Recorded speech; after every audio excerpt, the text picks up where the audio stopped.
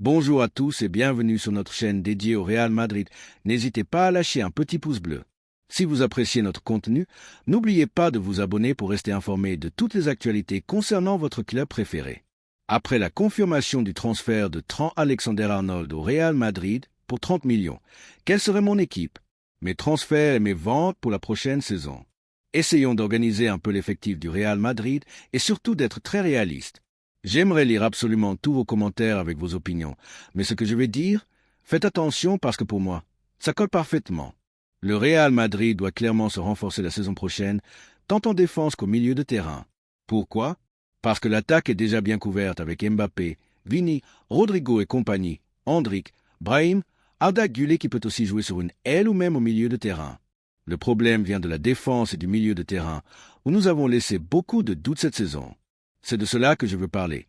Car oui, mes amis, Trent Alexander-Arnold est déjà transféré. Trent va jouer soit comme latéral droit, soit comme milieu de terrain, car vous savez qu'il peut alterner entre ces positions. Le transfert de Trent Alexander-Arnold, comme je vous le dis ici, est un transfert énorme simplement parce que c'est un jeune joueur avec de l'expérience qui a joué à Liverpool, a remporté une Ligue des Champions, des titres de Premier League, des titres importants, et qui, sur ce flanc droit, peut très bien s'associer avec Carvajal et Fede Valverde, car Carvajal et Trent sont des latéraux. En plus, Fede Valverde a très bien joué comme latéral droit. À un moment donné, on peut essayer de mettre Valverde comme latéral et Trent au milieu de terrain, sur le côté droit. Enfin, ils peuvent essayer beaucoup de variantes dans ce schéma, et c'est pour ça que j'aime beaucoup ce transfert, parce que Trent ne défend pas si mal. Calmez-vous, mes amis, calmez-vous. Il est clair que l'atout majeur de Trent est l'attaque, on l'a vu à Liverpool, mais je ne pense pas que ce soit un si mauvais défenseur comme certains le disent. Trent est un très bon joueur et ce n'est pas la même chose de jouer à Liverpool que de jouer au Real Madrid.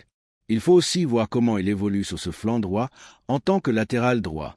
Ce qui est bien avec Trent, c'est qu'il a une relance de balle spectaculaire, ce qui nous aidera beaucoup, et une frappe fascinante pour les corners et les coups francs, ce qui est très important.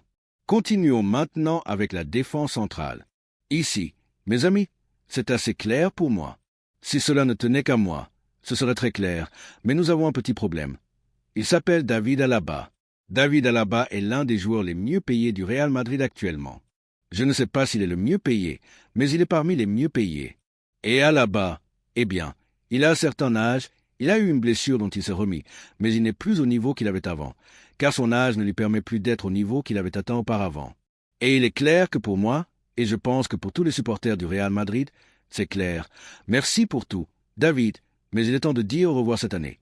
C'est fini, on ne peut plus forcer les choses. Je pense que la meilleure solution pour Alaba serait de faire l'une des deux choses suivantes. Soit négocier une sortie qui nous bénéficie à tous les deux, lui payer une partie de son salaire. Enfin, on peut trouver un accord avec Alaba. Je ne pense pas qu'il y ait de problème. Soit une équipe arabe pourrait venir le chercher à un moment donné. Je ne sais pas s'il paierait un transfert ou s'il négocierait avec le Real Madrid pour qu'il ne coûte pas trop cher, mais vous voyez ce que je veux dire. Je pense qu'il est nécessaire qu'Alaba, parce qu'on l'a vu cette année, ne reste plus au Real Madrid, et j'aime beaucoup Alaba pour tout ce qu'il nous a donné. Mais il faut penser à l'avenir. Et l'avenir, c'est Oussan.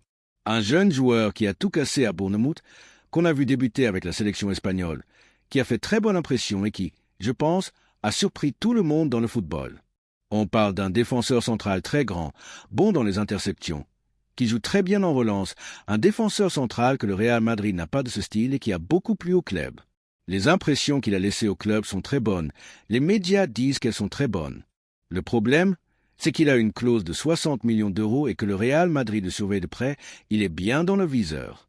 Pour moi, c'est un transfert parfait, un transfert qu'on ne peut pas laisser passer, car je pense que Yücel, avec Militao, Rudiger et Asensio, devraient être les 4 défenseurs centraux que nous devons avoir la saison prochaine.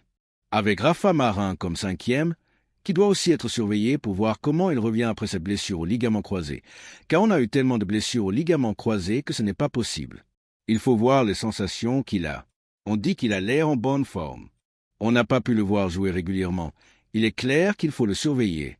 Et si ça marche pour Joan Martinez, qu'il commence à avoir des minutes, que ce soit avec le Castilla ou à un moment donné la saison prochaine avec la première équipe, il pourrait s'imposer comme 4e défenseur central lorsque Rudiger partira la saison suivante, car je pense que Rudiger n'a plus qu'une année au Real Madrid.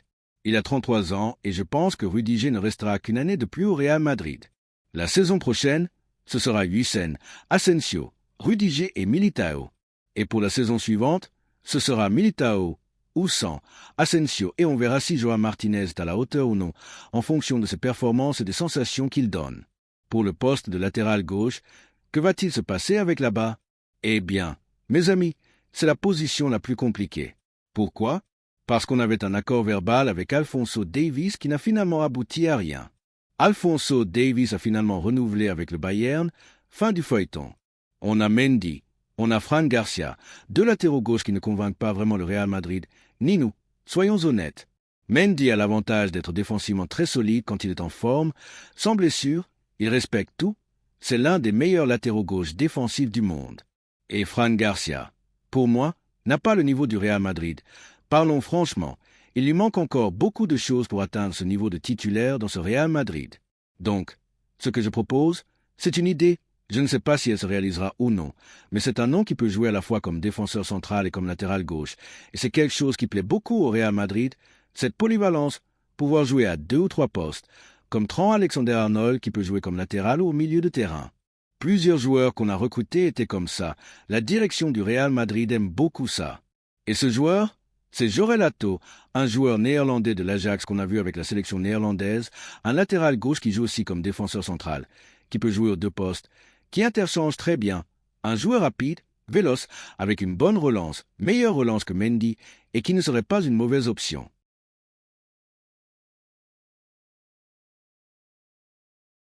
Ma proposition serait donc la suivante. On parle d'un joueur qui pourrait coûter environ 60 millions d'euros. En ajoutant les 60 millions de Oussan, ça fait 120 millions. Le Real Madrid est-il prêt à dépenser autant d'argent lors d'un mercato estival? Je ne sais pas, j'ai des doutes, mais si on a l'argent, pour moi, ce serait assez clair, Atto et Mendy à gauche, Mendy jusqu'à la fin de son contrat ici, et Jorel Atto à gauche. De plus, c'est un joueur qui peut jouer en défense centrale si nécessaire, en cas de blessure ou autre, comme cette année où on s'est retrouvé sans défenseurs centraux. Donc, c'est un win-win. J'aime beaucoup ce joueur, Atto et Trent Alexander-Arnold. Ce sont les 3 noms que je propose ici pour que le Real Madrid les recrute la saison prochaine. Et si finalement Atto ne vient pas ou qu'aucun latéral gauche n'arrive, l'option Camavinga est toujours là. Un joueur qui a toujours bien joué sur le flanc gauche, avec une bonne relance, qui fait toujours cette fonction de faux milieu de terrain que j'aime beaucoup. On l'a vu avec Valverde aussi, avec Camavinga, et si on le voit là avec d'autres joueurs au milieu de terrain. Mais en ce qui concerne la défense, mes amis, c'est mon sentiment. C'est ce que je pense. Je pense que ces 3 joueurs élèveraient encore plus le niveau, surtout en relance, en défense, en placement, en tout. Et je pense qu'il est obligatoire de faire ces transferts. J'ai aussi le sentiment que le Real Madrid, avec Trent Alexander-Arnold déjà signé, entre Oussan et Atto, l'un des deux va venir à 100%. L'un des deux va venir à 100%. J'en suis presque sûr. On verra si le temps me donne raison ou non, mais c'est ce que je pense pour l'instant. Tant Oussan qu'Atto, l'un des deux va venir. Et mon idée, ce qui serait la perfection, c'est qu'ils viennent tous les deux, car comme je le dis, ils occupent plusieurs postes et c'est un joueur polyvalent qui peut nous aider à certains moments. De plus, à un moment donné, Rudiger partira la saison prochaine, donc on aura aussi Atto qui pourra jouer en défense centrale et on pourra aller chercher un autre latéral gauche sur le marché. Enfin, ce serait un excellent transfert, car le Real Madrid suit ce joueur depuis longtemps, car c'est un joueur polyvalent qui a du rythme, de la capacité, du physique, ce qu'il faut pour un latéral et pour un défenseur central, il correspond parfaitement à ce que demande le Real Madrid. C'est pour ça que je pense qu'Atto est bien dans le viseur du Real Madrid, comme Oussan, qui a laissé de très bonnes impressions, et maintenant il est très proche. On verra ce qui se passera prochainement. Ce sont mes impressions pour la défense. Si vous voulez une vidéo où je parle un peu du milieu de terrain du Real Madrid et d'autres joueurs ou d'autres postes, dites-le moi en commentaire. J'aimerais lire vos avis sur les transferts que vous feriez pour renforcer la défense de ce Real Madrid. Et rien de plus. Mes amis, c'était la vidéo d'aujourd'hui. Je voulais me défouler un peu avec vous, parler de l'actualité du Real Madrid, car ça fait toujours du bien. Merci d'avoir regardé cette vidéo et j'espère que cette vidéo vous a plu. N'hésitez pas à lâcher un petit pouce bleu, vous abonner à la chaîne et à activer la cloche pour ne rien manquer des prochaines vidéos. On se retrouve demain avec plus d'informations. Passez une bonne journée et à la prochaine. Ciao!